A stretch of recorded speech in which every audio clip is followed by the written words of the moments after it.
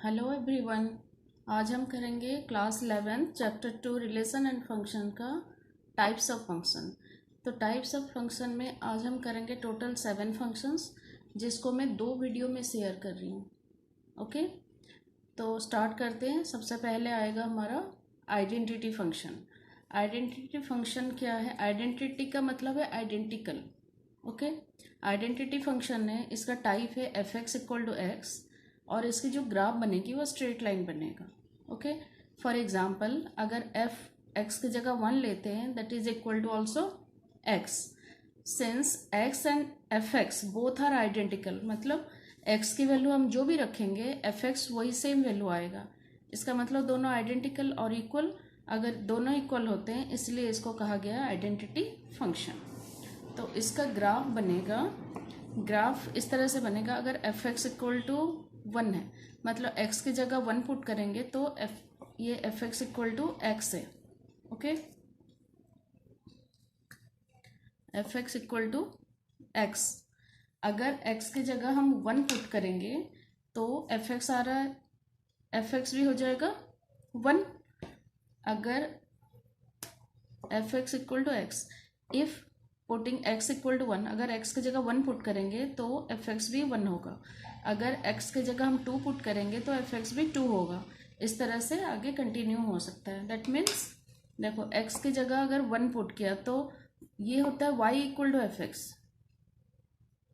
ठीक है, जो वाई एक्सिस में जो फंक्शन आता है हम वाई डैश लेते हैं, वो एफ एक्स ही होता है। तो अगर हमने एक्स को 1 रखा तो वाई भी आया 1, तो हमें ये पॉइंट मिला। फिर एफ एक्स को 2 रखा तो एफ एक्स मिला, एफ एक्स और वाई ये मिला इस पॉइंट पे। 3 रखा तो यहाँ भी 3 मिला वाई। तो इसको हम जब ज्वाइन करेंगे ये एक स्ट्रेट लाइन होगा, राइट। तो इसका डोमेन है set of all values of x at which the function is defined. तो एक्स की कोई भी वैल्यू पुट करो तो वो डोमेन होगा। रेंज भी होगा set of all real numbers, क्योंकि रियल नंबर्स क्या होता है, each and every number in the number line are real numbers. तो एक्स की जो भी वैल्यू रखेंगे वाई भी हमें वही मिलेगा, और Y equal to F X होता है। ठीक है, ये क्लियर होगा। आई थिंक सबको क्लियर हो गया होगा।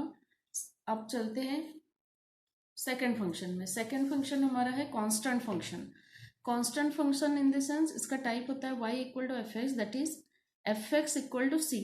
ये Y equal to F X मतलब वाई एक्सिस में जो भी वैल्यू है वो एफ एक्स की ही है, और हमारा फंक्शन टाइप होता है F X equal to C. That means X की हम कोई भी वैल्यू रखेंगे तो हमें एफ एक्स मिलेगा एक कांस्टेंट। ओके, जैसे x इक्वल टू 1 रखा तो F X equal to C, X equal to 2 रखा तो F X equal to C. तो हम मान लेते हैं यहाँ से यहाँ तक का रेंज जो है वो c है। तो इसमें x की जगह हम चाहे कोई भी वैल्यू पुट करें, 1 2 3 4 एनी वैल्यू पुट करें, वो इतना ही आएगा c पॉइंट पे। ठीक है, तो इसका ग्राफ ऐसे बनेगा, सी पॉइंट से हॉरिजेंटली एक लाइन बनेगा एक्स एक्सिस के साथ पैरेलल होके। ओके, इसमें डोमेन हो गया आर, क्योंकि कोई भी रियल वैल्यूज हम ले सकते हैं, और रेंज हो गया सी, क्योंकि सी तक ही वो सीमित है, इसलिए रेंज हो गया सी। आगे बढ़ते हैं। Next is polynomial function, right. Polynomial function क्या होता है? इसका टाइप होता है F X equal to A nought, zero को नॉट पढ़ा जाता है, A nought plus A 1 X plus A 2 X square plus A 3 X cube. इस तरह से ये चलेगा A N X to the power N तक, where a0, a1, a2 up to an are non-zero integers। इसका मतलब क्या है, a की जितने a1, a2, a3 जो भी है वो सारे इंटीजर है और जीरो इसकी वैल्यू नहीं है।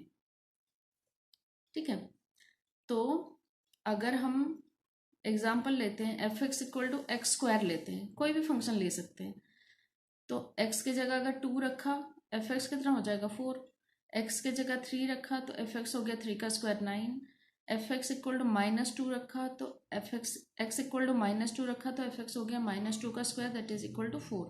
यहाँ हम देखते हैं पहले x इक्वल टू 2 रखा है, अगर x इक्वल टू 1 रखेंगे, यहाँ लिखा नहीं है बट x इक्वल टू 1 रखेंगे तो एफ एक्स कितना होगा 1 का स्क्वायर 1, मतलब ये दोनों पॉइंट हुए, यहाँ मिल गया, ये पॉइंट मिला।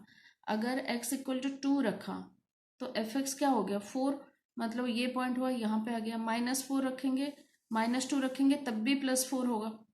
ये -2 रखा, -1 रखा तब भी ये पॉइंट मिला। y पॉजिटिव होगा क्योंकि स्क्वायर है। अगर -2 रखा x तो ये पॉइंट हुआ, लेकिन y पॉजिटिव हुआ, ये तो मिला हमें। तो इसे अगर हम ज्वाइन कर देंगे तो ये इस तरह की ग्राफ बनेगा। ठीक है, इसमें डोमेन क्या है, एनी रियल नंबर, इसलिए r है। रेंज है r+, मतलब पॉजिटिव डायरेक्शन में ही जाएगा इसलिए r+ है। और को डोमेन को ऐसे लिखा जाता है f r tends to r, मतलब ये दोनों सेम है, राइट। आगे, बट डिफरेंट पॉलिनोमियल्स के लिए, अलग अलग पॉलिनोमियल्स के लिए ग्राफ भी अलग अलग बनेगा। अब मान लेते हैं कि एग्जाम्पल f(x)=x³ लिया हमने, तो x=1 लेंगे तो fx क्या होगा, 1 का क्यूब 1, यही होगा, ये पॉइंट हमें मिला। अगर fx=-1 लेंगे, -1 लिया तो x=-1 लिया, fx कितना हो जाएगा, -1 का क्यूब दैट इज -1, ये पॉइंट मिला हमें। अगर x=2 रखेंगे तो fx=8 होगा, 7 तक यहाँ दिख रहा है, आगे ऊपर एक नंबर जाएंगे तो ऊपर होगा 8, ये पॉइंट।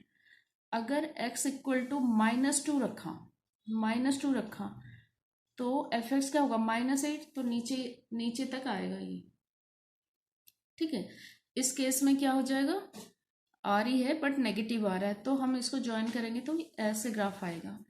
ठीक है, इसमें भी को डोमेन हो गया r2r, रियल नंबर रखेंगे तो रियल नंबर मिलेगा, इसलिए डोमेन हो गया r, रेंज हो गया r, set of all values of fx, right. Fourth is rational function. Rational function का टाइप होता है fx=gx/hx, जहाँ hx ≠0, दैट मीन्स डिनोमिनेटर 0 नहीं हो सकता।